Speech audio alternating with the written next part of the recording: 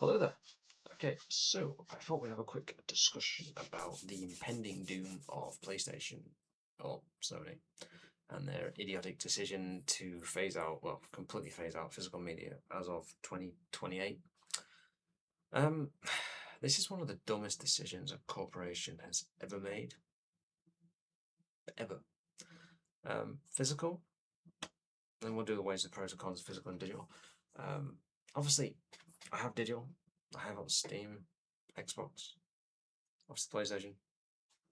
Not so much Switch, mostly physical on Switch. But this stuff is important. It really is. It's important that you have this stuff. Now, there's nothing wrong with digital. There's a place for both of them, but physical is better in terms of what it is. A physical product is always going to be better. You own it. A corporation can just take it away with a press of a button, and it's gone. Even if you paid for it. Obviously, there is a limitation to physical stuff. Obviously, disc rot and discs no longer working, which sucks. But obviously, digital is convenient. It's fast. It's easy. I buy lots of stuff digitally. I have no issue with digital. But when you take away an option for the consumer, that's wrong. It's just wrong. It's anti-consumerism. You have basically you're supposed to be for the players. It's your tagline, for the players. But I'm sorry, but for the players, my arse. That's not for the players. It's for your corporate greed. I understand that you will phase this stuff out, which is fine. You will phase this out. You already have. They've done it on PC and stuff, and we've accepted it. But it was done over a degree of time, and at the end of the day, and obviously you did away with manuals as well. Don't get manuals on any of this stuff anymore. That's so nice. I understand now. I'm an old fogey. I'm 40, so it's there's a place for both. Both can coexist. Obviously, as I said, we know they're going to phase one and the other out. That's how this works. It's fine. But it was done gradually. I've got digital on, as I said, on the other platforms as well. But this is an idiotic decision from a company, to be honest with, that has made these idiotic decisions before. Now, obviously, Xbox is currently in the middle of what I like to call complete lunacy and idiotic, can't say the word, in terms of their decisions they've made. They purchased Activision, and now they're shutting so many studios down because they've spent too much. And obviously Microsoft's come calling saying, hey, hang on, where's my profits? And apparently, I don't know the numbers, it's made like 3% profit, which is pretty awful. But we've seen this level of arrogance from Sony before. This is not the first time. Obviously, the arrogance with the whole industry back in, I think it was 2006, 2007, with the game code thing where you couldn't basically play any second-hand game. It had a multiplayer component. You had to purchase a new code because the one that came with it was no longer valid if it was a second-hand game. And because of that, but that went away after a couple of years. Again, the ones about the manuals as such. I've lost my train of thought now. Yeah, so that went away, and then of course, Sony during the PlayStation 3 era became incredibly arrogant. Anytime Sony becomes dominant, and I mean very dominant, in terms of popularity, console sales, everything, they're good at everything. Even though I think Xbox were more perfected the online infrastructure far better than PlayStation ever did. It's a little bit more even these days, but during the PS3 and 360 was miles ahead in terms of its online components and stuff. And obviously, this arrogance happened before with is it £500 or £600 for a PlayStation 3? This is quite an expensive one, I believe, also. in terms of they were telling people to get a second job.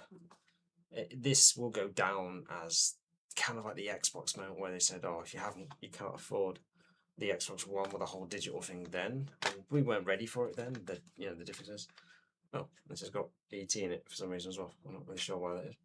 But you had manuals, physical things you could look at, you could read. And understand it, there's a certain cost to that in terms of the environment paper, but I mean, at the end of the day, like, it's just so their arrogance is showing once again. Like, and I understand they're a corporation, they have to make money. That is their ultimate goal, is to make a great deal of money. But like this, no, it's anti-consumerism at the end of the day. What they're doing, the argument they will make is, well, you do it on PC, but the difference is on PC. I have the option of different stores. I can use Steam, GOG, load CD keys, load. There's so many, and not just for games, for software as well. Because on a PC, all software is digital now. There is no very few. I've got a few physical games still, like Dawn of War on DVD and stuff. But generally, like most things now, it's just digital. It's digital only software and stuff, which is fine. I accept it. You can have both, as I've said. But yeah, their arrogance is shocking. It's absolutely shocking, and they think this isn't going to affect them. I think this is going to affect them more than they realise. Because right now their popularity is in the toilet. We're talking like Konami levels of hatred people towards them right now because of this decision. Now they've now rebutted a bit and says, "Oh, we're going to keep some stuff running a little bit longer through 2028, but anything brand new coming through, it's going to be digital only." And so there, straight away, the second-hand market, your CEX, all these stuff, all the games are now shoot up in price, especially second-hand stuff. Any older stuff is going to go up in price because it's no longer available physically. And again, and gaming is getting stupidly expensive right now. A great deal of this is because of the AI pricks. Do one, you bunch of, I'm not going to say anything else because I think they're dicks. And again, that's more corporate greed, and it always comes back to corporate greed. There's nothing wrong with capitalism. It's the cronies, and it's in politics, it's in everything, that ruin it for everyone else. Just because they want to make an extra buck. Oh, we're going to save a little bit on money. Nah. Consumers don't care about stuff like that. And we've accepted we've lost manuals, lost this. But this, and we know this is the future. The younger generations probably don't care as much. But personally, I do. And it's sad to say, but this will be my last PlayStation. I will not purchase anything. And I'll still buy things with PS5, obviously, but it'll be. And I'll even some digital stuff. I don't mind if I've got the option of both. Because I have a disc drive and I've got an original 21 or 2020, something like that, PS5. But to take something away from the consumer like that is just wrong. No, it's just. And you've gone silent. Sony's gone real silent because of it. And this is going to affect them more than they realise. It won't affect them massively, but it will affect them. Like your older demographics will probably they'll move to PC. Hell, they may even move to Xbox if they can get their shit together. Because right now, this is a perfect opportunity for Xbox to come in and say something about this. And they've moved away from physical as well. And obviously, this is kind of like the whole Xbox One reveal in terms of that. That's how catastrophic this decision has been. It's very similar to that. And 13, 14 years ago, when the PlayStation had the best ad you've ever seen, it goes, share your games with your friends. This is how you share PS4 games. And it was brilliant. It was just straight away, it nailed everything. And Xbox were like absolute fools. And again, back then we weren't ready for a full digital future. But to go from not being ready to just taking it away because you want to make a bit of extra money, it's an awful decision. It's anti-consumerism at its highest. And I know these companies, they don't care. I know any of those guys, but we're nobodies at the end of the day when it comes to. But if we collectively join together and say, and excuse my language, fuck you, Sony. Simple as that. Fuck you. And I'll try and stop trying. A bit annoyed about it if I'm honest, but at the end of the day, like, this is going to affect you more than you realise. And you may lose a lot of your older demographic. They will go towards PC. Or, with the prices, the RAM price is ridiculous right now. Until that bubble pops, and it will pop, guaranteed. It's just a matter of time. It could be another year yet, but it will pop. Hobbies, we'll just go to other hobbies. There'll be other. I've got a backlog that's older than I am, nearly. So, so at the end of the day, like, good luck, because you're gonna need it. You're gonna lose a lot, I think, more than you realize. And younger generations may not care because they weren't brought up in that sort of generations where you had manuals, you went to buy games, you had midnight launches, you had all this stuff. That watch Happy Gamer or My Retro Life with Tyler. It's brilliant stuff to watch. It's awesome. It's just, I'd love to go back to that. I know it wasn't always perfect. There were issues, you know. No patches for games. Games were broken, but you know, it's just, I don't know. I don't know much else to say about it. It's a poor decision from a blind company. This arrogance is showing once again. And I don't know. I think PlayStation's, they're doing very well, but I think PlayStation's future is very much in doubt right now.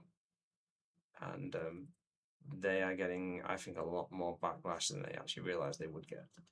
And as I said, this is not a video of hate towards PlayStation at all. This is just one person's personal feelings towards something that is just the wrong decision.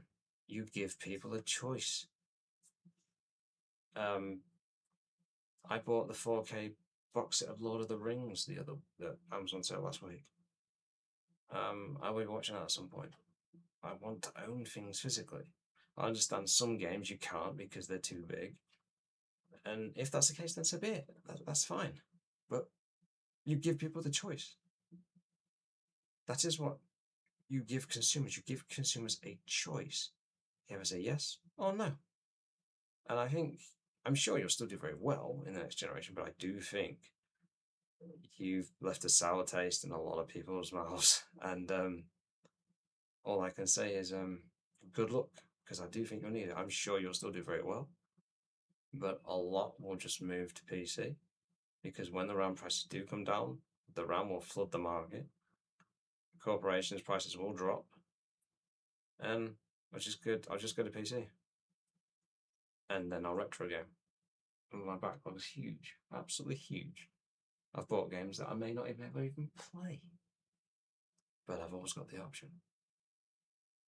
And although retro is expensive, there's not really a lot of difference in it in some regards, in terms of the pricing now of certain types of retro games, in terms of rarities, rare games, and modern games. So anyway, I'll leave it there. I thought this was an interesting debate. Everyone's putting up a little topic about it, so I thought I'd give my 2 cents. And I love to see other people's game collections. It's awesome. It's just awesome. It's just, and I understand, you know, discs, as I said, discs wear out and stuff, but it's kind of like part of the culture. It's just part of the culture. And clearly this shows Sony don't give a damn about the culture. It's just about this and more of it. Well, no. Simple as that. No.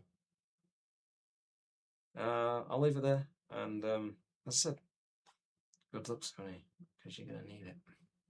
Peace.